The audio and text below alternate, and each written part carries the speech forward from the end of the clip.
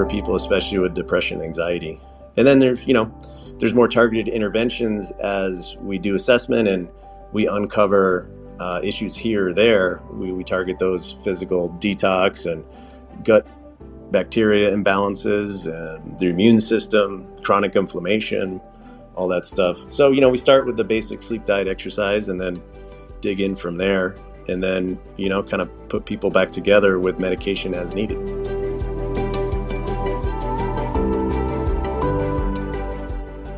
Welcome to the Miracle Plant Podcast, the show that inspires, promotes, and gives you a daily dose of inspiration from the people who have used cannabis to change their lives in extraordinary ways.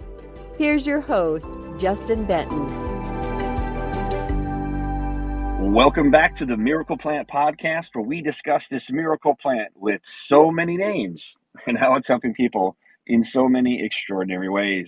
Well, I'm Justin Benton, the owner and founder of the Miracle Plant Podcast, and we are having another great conversation with another healer on their journey. His name is Justin Bethoney, but I also want to welcome back my mom, Janet Benton-Gailard, and someone who hasn't been around in a while, but we're happy to have her back, Latara Parker, as well. Welcome, Janet, Justin, Latara. How is everybody doing this fine day? Always excited to get together and learn new information. Yeah. Can you hear me? We can. Hey, everybody. I had sent the message in the text right quick. I'm getting ready to log in for work, but I am so happy to be here. So happy to listen in with you guys and Justin. And I am here. I'm ready for this. This is a very interesting topic. Great. I'm excited to be here too. This is Justin. All right. So let's dive into it a little bit. Tell us a little bit about your journey, Justin. Tell us about how you got into the practice that you're in and helping people with their mindset and take control of their health. Yeah, great. So I'm a nurse practitioner in Oregon. Also have a license in California and been practicing about 10 years. Midway through nursing school, on my way to becoming a psychiatric nurse practitioner, I discovered functional medicine through various blogs. I was always into plants. I had a herb garden when I was a kid and was always making myself green tea. So I just always had an interest in that. And then halfway through my conventional medicine type training, I discovered functional medicine and just kind of kept on it, kept learning the integrative side of things. At the same time, I was learning conventional side of things. So I always had this angle. And then I got into practice. And in practice, there's definitely the medical model and algorithms, and you follow that. And then I found the integrative and functional medicine stuff really fit in between the wedges and help get better outcomes for people and help my patients use lower doses of meds or maybe avoid meds or get off meds. So it's been great to kind of give people more holistic care over the past 10 years. And then in 2020, I self-published a book entitled The Mental Wellness Diet. And we can talk more about that. Let's do it. Well, my mom's also on here, Janet Benton-Gailard, who's a integrative nutritionist as well as a holistic healer. And I have a funny feeling you're going to learn a two or thing about this raw miracle plant juiced in the raw CBDA acidic form. But let's hear more about the book. Great. The subtitle of the book is Ancient Wisdom, Evolving Science, Modern Day Options. It's all about trying to get the fit again. Our modern day life isn't the best fit for our genetics and our evolution as a species. So, there's so much missing. And we could all name a few. There's things that don't really belong, like our cell phones, our social media, our busy schedules, commutes, pollution, all those kinds of things. And then there's a lot that's missing. Stronger communities, more time for eating food, like actually how many minutes you spend eating, extended families, more physical movement and challenges in life. And so the book's all about trying to stitch together the past with the present. That sounds wonderful. Very nice. Very nice. Well, I'll Great. Go ahead. No, I was just going to say, you guys talk. I'm sure my mom has a question or a comment because you guys are on the same path. Okay. No, I just thought it was really nice. So many people aren't aware of our genetics and how we don't change quickly. I deal with that all the time. where people think you can suddenly have a totally different diet or a totally different way of life, and somehow our body is going to adapt to that quickly. And our bodies evolve, but very slowly. And so that's a huge issue I come across all the time with all the change and things like food, but also in medication. Not a big fan, by the way. And just expecting our bodies somehow to adapt and adjust. So I think that's just an excellent point that's never mentioned often enough. Yeah, I think a great example would be insulin and our body's mechanisms to store calories for later. You would want to have a mechanism to store calories for later when winter's coming, when there's periods of famine. And that's, very common for how we evolved, centuries ago. That doesn't exist anymore. So, but that mechanism within us with insulin and other signaling molecules still exist, but we never provide our body with the environmental stimulus for it to match in that way. So that would be, insulin is a great example of the genes that we have, that we evolved to have and currently have, aren't quite a fit for our modern day lives. And there's no way any genetic evolution could ever match with the fast pace of how our lives changed just in my lifetime. From growing up on a farm and growing our own food, and we didn't even call it organic. We just used manure for fertilizer and those sorts of things. And then now where everything, I'm not sure any of it's food anymore, or the majority of what most people eat, all the hyper processed and full of pesticide type things. So yeah, there's no way to me our bodies, and it's showing up in our ill health and our obesity. With obesity, one of my current things to focus on, massive issue in America that's not well addressed. So I assume you work in that area in terms of helping people adjust what they're eating and things like that for that issue. Yeah, I try my best. Not every patient who comes to me has read the book or has come to this understanding or even believes, or is maybe they believe, but they're not quite ready to change. So I take everybody and I work with them as they're ready, whatever they're ready for. I give them the information and challenge them to make some changes that could be really helpful.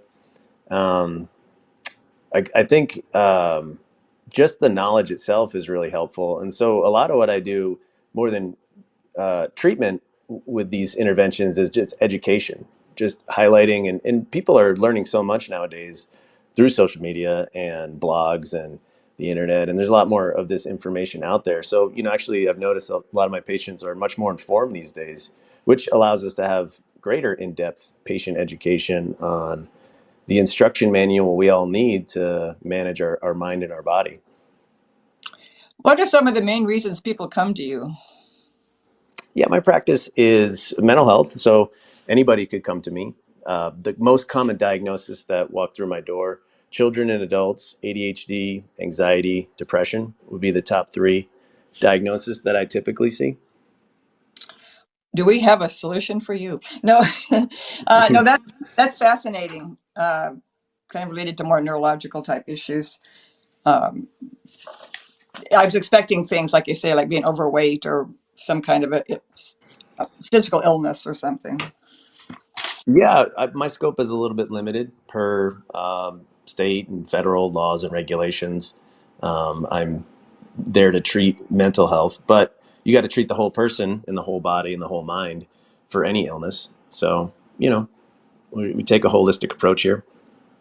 Well, from your lips to God's ears about Mm-hmm. treating the whole body in the holistic approach, because in modern Western medicine right now, I would argue that is not the case. That is not going on when you go and meet with your family physician, if you will, and and especially when there's some type of issue. So I think, I'm sure you could speak to this. I'm, talk about a softball question, but obviously when something happened in early of 2020, the spike in just mental health and stress and anxiety and how to handle this incredible challenge that we found ourselves in as a whole world tried to grapple with, the virus and the shutdowns and the travel restrictions and people not being able to physically be around each other, social animals. How was that for you? Obviously, your book just came out, but was Mm. there a huge, spike and in stress and anxiety and coping?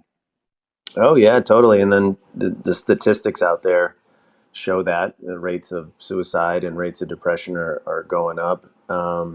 Yeah, I didn't stop working, at all, really. I didn't even take one day off. We have the opportunity for telemedicine, and so everything was just really quickly switched to telemedicine back in March of 2020. And yeah, we didn't skip a beat, and business was busier than ever. I think it's really interesting. The things we take for granted, we only are aware of once we lose it, and that's socializing. A lot of my teenage clients now will talk about they felt like being home. It's can't go to school, can't see anybody. It's online homework. The homework's kind of watered down. There's no challenge. There's no interaction. You feel lonely. Some of them say they lost social skills, which is pretty interesting for them to have the awareness of their level of social skills, and then feeling like they declined in their ability to socialize. And I think we're seeing how destructive that can be for humans. I think that's And really important, and especially for teenagers who are determining their social skills and where they fit in their teen community and things like that, and especially a more anxious child, than not having that practice and developing confidence in themselves. That seems to me like a horrible recipe for a really badly developed child with increased anxiety and problems.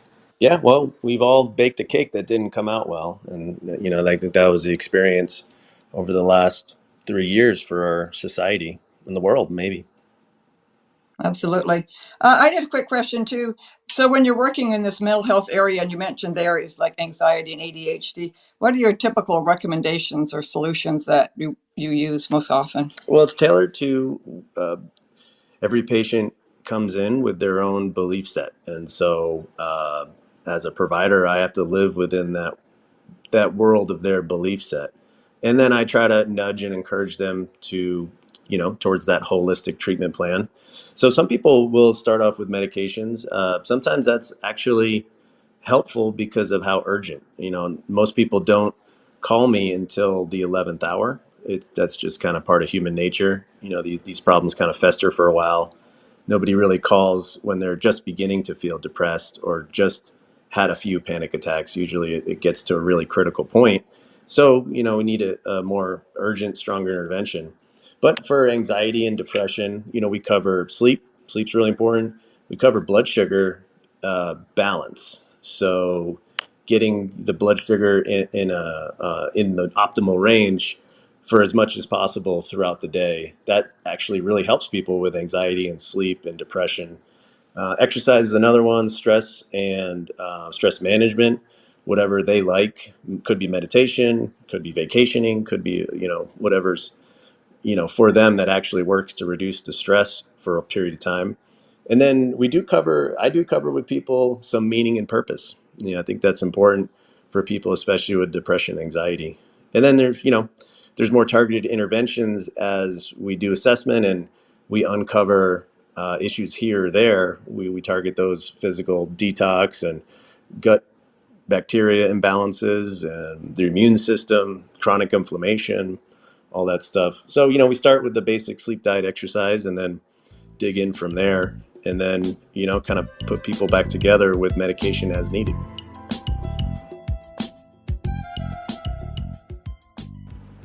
How much do you focus on like diet? I assume that's part of it. Yeah, again, well, I'd put diet right behind religion and politics for trying to get people to change. So I do focus on diet, and people will ask me. It's interesting, people will ask the question in a certain way. I find, like, which food, or which foods plural. And that is true that there are certain foods, and I know you guys have an edible food that you're interested in that can be really powerful. But a diet is a larger thing than it tends not to be just all you have to do is eat tomatoes for the lycopene and you'll never get any illness. That wouldn't work. You can't just eat tomatoes, although tomatoes and the lycopene are very powerful. It's about a diet, and so it's more about shopping than eating in a way. It's more about selecting and choosing and creating a diet that overall may have a little sugar here or a little trans fat there, but overall it's giving you the nutrients that your brain needs and craves to so you can feel and function at your best. Do you have any like strong preferences in terms of like plant-based, versus meat eating or just kind of any general recommendations? I do. I think first and foremost, whatever a patient believes is the right diet for them is the right diet for them, because beliefs are powerful, and there's that book, The Biology of Belief. So whatever you put into your mouth, if you feel like it's going to do you good, then it will do you good, even if it doesn't actually do you any chemical good. So that's really important, and helping people move in the direction that they desire is a major principle for me. But if you read the book, you'll find that it's animal based. It's animal meat, muscle meat. It's organ meats, connective tissue, which is like the collagen, peptides, glycine, rich foods, fermented food for bacteria, fruits and vegetables for the polyphenols and flavonoids, and beans and grains if you tolerate it, and that's kind of the diet. Okay. Yeah, Absolutely. thousands Well, and like I know, for yeah, everyone. and I know that with the food and nutrition is certainly, and I love the fact that you're obviously taking a very holistic approach with this, and I think it's really good for our audience to hear this and hear from your expertise. Obviously, we'd be remiss not to talk a little bit, even just for the sake of sharing some of our insights with you, as you're helping people with their mental health. People, like I said earlier on with my son, we were looking for basically a miracle because at the time there was really no science research, even reasonable hope to overcome a severe autism diagnosis. It was really cope and bear it, deal with give him some type of life skills, and on your way you go. And obviously, as his father, and he was healthy at one point before he lost language and communication and engagement with the world around him, I wasn't going to live with that as an answer. And eventually led us to, finding Dr. William Courtney, who was juicing cannabis to help people with late stage cancer with tremendous results. And then of course, the Charlie Figi story out of Colorado, which really set off the cannabis revolution, because no longer people could deny that when you took a plant and it got rid of seizures and epilepsy, that why shouldn't people have access to that? That's a very common. I mean, that was just black and white. And so that's when the Farm Bill of 2014 and 2018 allowed hemp to be grown just like George Washington grew here in our country. And so with that, that's what we found, using it as a food. Really, it is a food. And there's not a lot of research, because actually you couldn't study it, because up until 2018, hemp and cannabis, whatever you want to call it, was considered a Schedule I drug, even though all the big pharmaceutical companies own all the patents, and the government owns patents on CBD as well. So again, we do live in the system that we do live in, and there are trillions of dollars at stake. And obviously, the conflict of interest is when we're trying to take care of people and actually have people's best interest in Hippocratic oath and to do no harm, where we find ourselves in a situation where we certainly are doing harm with the current system that we have out there. But that's why I'm so excited that you're thinking of these holistic ways and helping educate people on not just taking a pill to solve all, because as we all know on this call, that there is no pill that is going to fix you. You are the only person that is going to fix you. And you have to make sure that you're aligning with health practitioners and educated people that have helped other people take control of their health and given them that responsibility. And so I would love, Justin, to send you, and by the way, I love your name.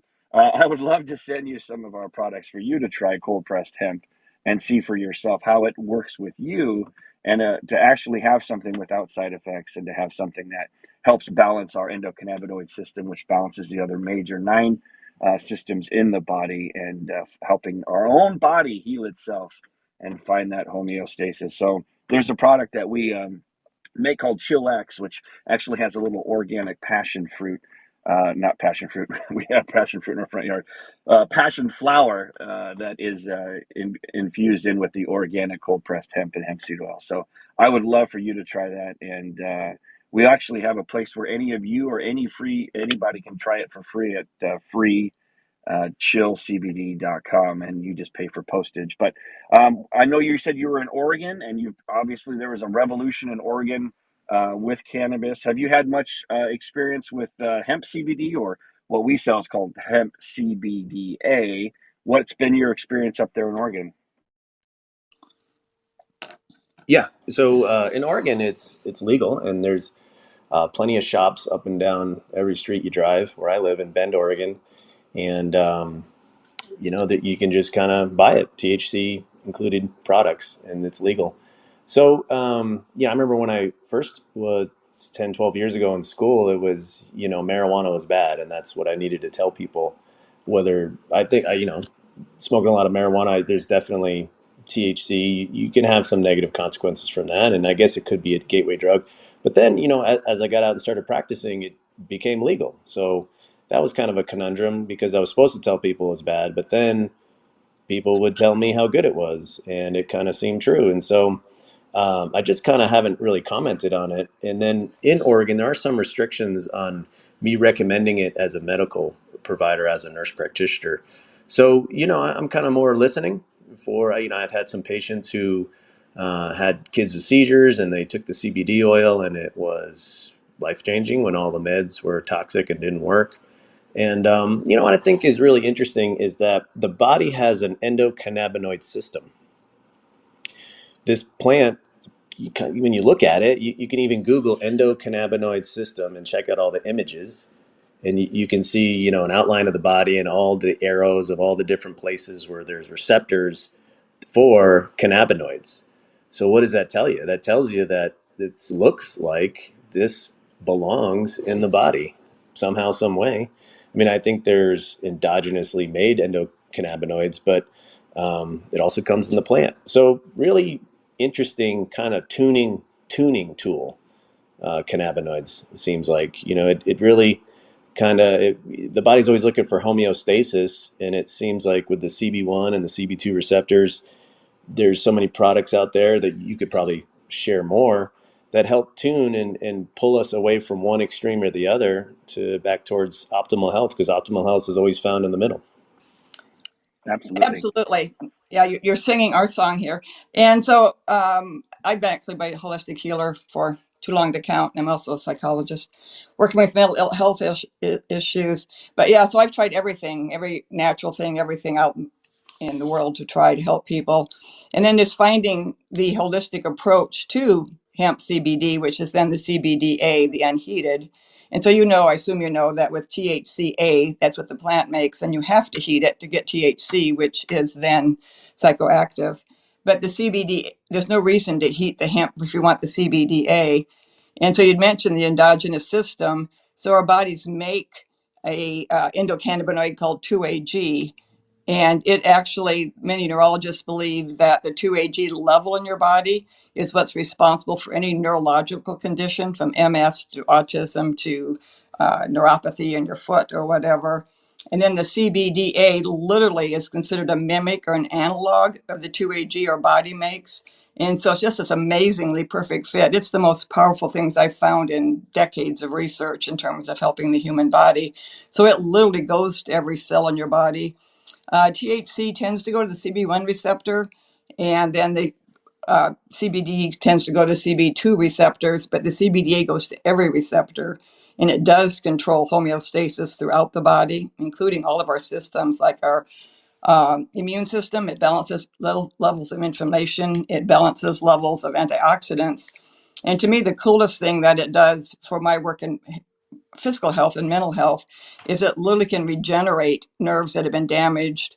It can repair nerves that are damaged. And if you have a systemic illness like MS or Parkinson's or those types of diseases, it literally helps protect from further damage.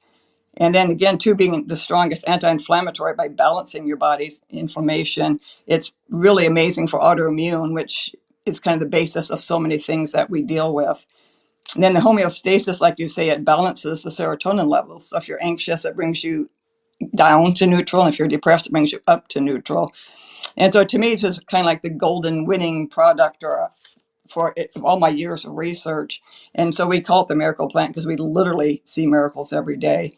And so again, too, I get so excited sharing because we know that it works. And the research is out there. The research has shown that CBDA is 10 to 100 up to 1,000 times more effective than CBD or THC.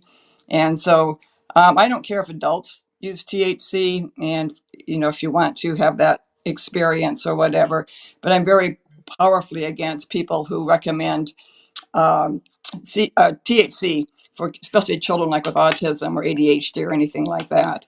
And so anyway, it's a new frontier, and there's more and more research about it. I think there's 20,000 articles about CBD or whatever and CBDA in the last few years. So anyway, I just say do some research on that, just be aware of it and the differences between the THC, CBD, and CBDA, especially for you, you're in a position to recommend and educate. And so it's fascinating to me to add that into your large repertoire. And I can't wait to read your book and see what other insights you have.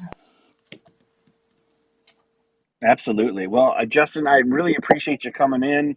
As I said, I knew there was going to be an opportunity for us to align and talk and help educate each other. I know that, obviously you're another brother on the path. He's out there helping, healing, caring about people, giving them their options. And I'm just so happy that we had a chance to meet and have you on the Miracle Plant podcast.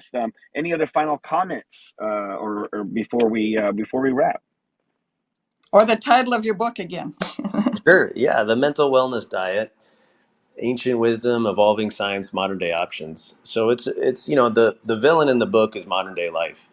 And so much falls under modern day life. Even this tangled network of crazy laws that you guys fear are impeding people from reaching their optimal health and having the freedom to do so. And all the technology and the social media and just all this worldly stuff, it really pulls us away from kind of like a natural state of being. And then our brains are so powerful, and we can do so many things and be so organized and be so analytical.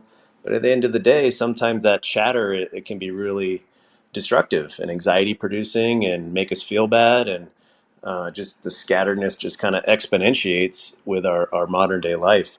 So that's what I see. I see a lot of people, I even see it in myself, just trying to do your best and getting caught up in modern day stuff. And we all need a break. And some of my patients have really benefited from CBD and small doses of THC and other forms of hemp, and then all the teachings in my book to give themselves a break, just to relax, to recoup, to recharge the battery, so you can come back and fight it again the next day. So that's what I hope for people. The book is on Amazon. The website is www.thementalwellnessdiet.com. Thementalwellnessdiet.com. Got a few blogs. You can download the audiobook on that website, and you can get the book on Amazon. And then, yeah, I think keep up the great work. We're just trying to get everybody to their optimal health. So Absolutely. That's that's part of it.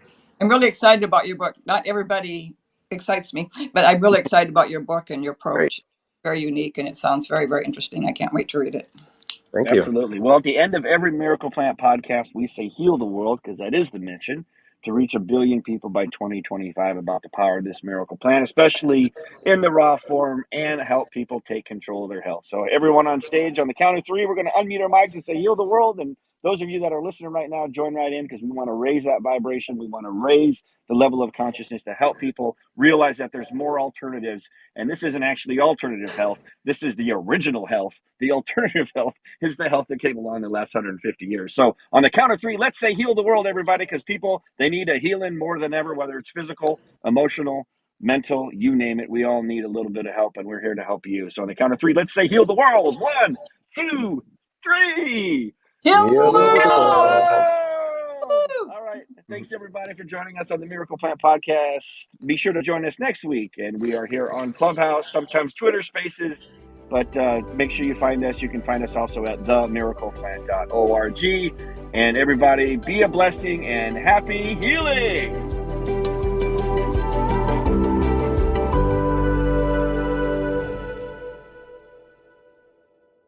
Thanks for listening to today's show. To check out more great cannabis podcasts, go to PodConx.com. Here's a preview of one of our other shows. Hi, I'm Gary, and I invite you to discover the Cannabis Podcast, a bi-weekly podcast focused on a Canadian's cannabis culture. I would be the Canadian, and my cannabis passion and culture has been building for 5 decades. I share that passion for this wonderful plant in every episode, through conversations with cannabis advocates and enthusiasts, stories about the ever-changing legal environment, and some hands-on testing of product in a segment I call Cultivar Corner. The Cannabis Podcast, a Canadian's cannabis culture, one toke at a time.